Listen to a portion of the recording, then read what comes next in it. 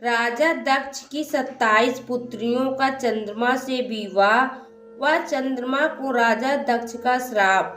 राजा दक्ष वही हैं जिनकी एक पुत्री का नाम सती था। सती को महादेव की पत्नी होने का गौरव प्राप्त हुआ था, लेकिन अपने पिता के द्वारा शिव का अपमान करने पर उन्होंने आत्मदाह कर लिया था। उन्हीं राजा दक्ष की 27 पुत्रियों का विवाह चंद्रमा के साथ हुआ था। एक दिन चंद्रदेव यूं ही विचरण के लिए निकले थे, तब उनकी नजर राजा दक्ष की बड़ी पुत्री रोहिणी पर पड़ी। उनको देखते ही चंद्रमा का मन रोहिणी पर आसक्त हो गया।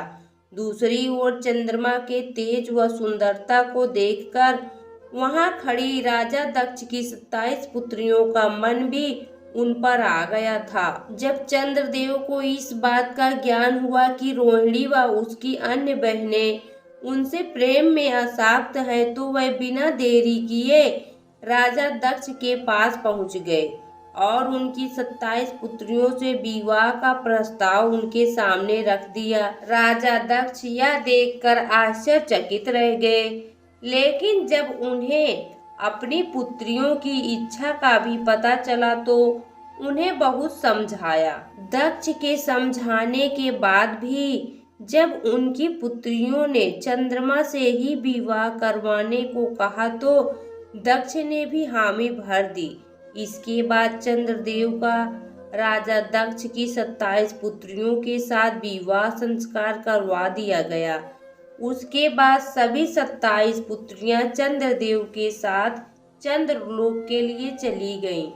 चंद्रमा की 27 पत्नियां कोई और नहीं बल्कि 27 नक्षत्र हैं, इसलिए उनकी पत्नियों के नाम पर ही 27 नक्षत्रों के नाम पड़े जिन्हें हम जानते हैं।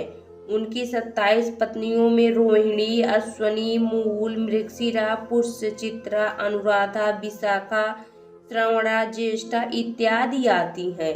चंद्रदेव राजा दक्ष की 27 पुत्रियों में से सबसे बड़ी पुत्री रोहिणी से ही सबसे ज्यादा प्रेम करते थे। इसी कारण वह अपना ज्यादातर समय उसी के साथ बिताया करते थे और हर कार्य में उनको ही महत्ता दिया करते थे। चंद्रदेव के द्वारा रोहिणी को दिए जा रहे विशेष स्नेह से उनकी बाकी पत्नियों अपने आप को उपेक्षित महसूस करने लगी। धीरे धीरे यह उपेक्षा बढ़ती चली गई और रोहिणी की बाकी सभी बहनों को उससे ईर्ष्या होने लगी। चंद्रमा के द्वारा उनके साथ किया जा रहा यह व्यवहार उन्हें सहन नहीं हुआ और वह सभी पुनः अपने पिता राजा दक्ष के पास चली गईं।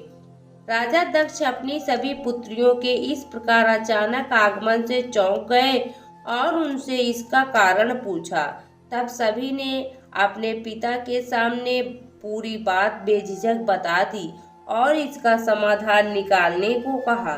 यह सुनकर राजा दक्ष चंद्रमा से मिलने गए और उन्हें ऐसा न करने की सलाह दी। चंद्रमा ने दक्ष की बातों को ध्यान पूर्वक सुना और आगे से ऐसा न करने को कहा, लेकिन फिर भी उन्होंने रोहिणी के प्रति अपने विशेष स्नेह को नहीं छोड़ा। जब राजा दक्ष को चंद्रमा के द्वारा अपनी बात की अवहेलना किए जाने के बारे में पता चला तो वह अत्यंत क्रोधित हो उठे। उसी क्रोध में उन्होंने चंद्रमा को श्राप दिया कि तुम्हें अपने जिस रंग, रूप और तेज पर इतना अभिमान है वह अब नहीं रहेगा।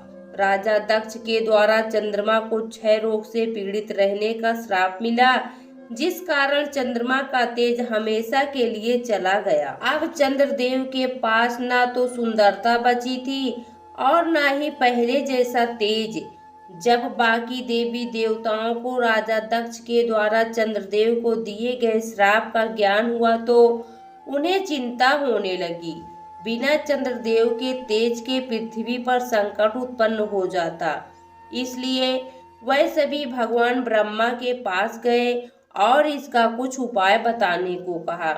भगवान ब्रह्मा ने चंद्रदेव को बताया कि उन्हें क्षय रोग से मुक्ति केवल भगवान शिव ही दे सकते हैं, इसलिए उन्हें शिव की तपस्या करनी चाहिए और उनकी प्रसन्नता के उपाय करने चाहिए। इसके लिए उन्होंने एक शिवलिंग की स्थापना करने को भी कहा। मान्यता है कि 12 शिवलिंगों में सर्वप्रथम ज्योतिर्लिंग सोमनाथ की स्थापना चंद्रदेव के द्वारा ही की गई थी। भगवान शिव को प्रसन्न करने के लिए उन्होंने ही गुजरात में सोमनाथ शिवलिंग की स्थापना की थी। इसके साथ ही उत्तराखंड के रुद्रप्रयाग में चंद्रशिला पहाड़ी पर भी चंद्रदेव ने शिव की तपस्या की थी, इसलिए ही उसका नाम चंद्रशिला पड़ा।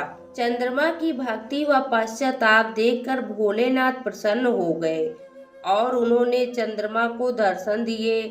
उन्होंने चंद्रमा से कहा कि चूंकि वे राजा दक्ष के द्वारा दिए गए श्राप को पूर्णतया विफल तो नहीं कर सकते, लेकिन वे इसके प्रभाव को अवश्य ही कम कर सकते हैं। इसलिए उन्होंने चंद्रमा के तेज को 15 दिन घटने और 15 दिन बढ़ने का आशीर्वाद दिया और क्षय रोग के प्रभाव से मुक्ति दिलाई।